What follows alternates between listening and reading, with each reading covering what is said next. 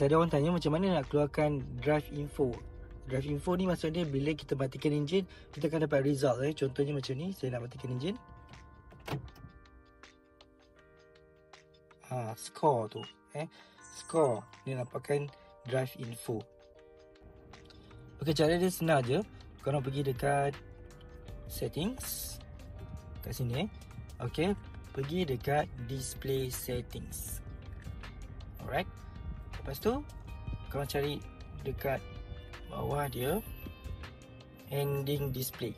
Ending display type ni korang pilih eco.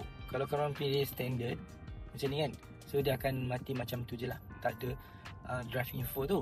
So kalau korang pilih eco, dia akan display drive info tu tadi.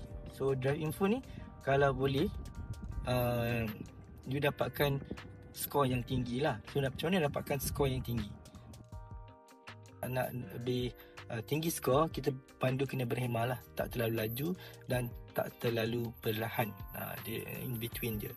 Okay, nanti saya buat video lain macam mana nak bagi dapat skor yang tinggi.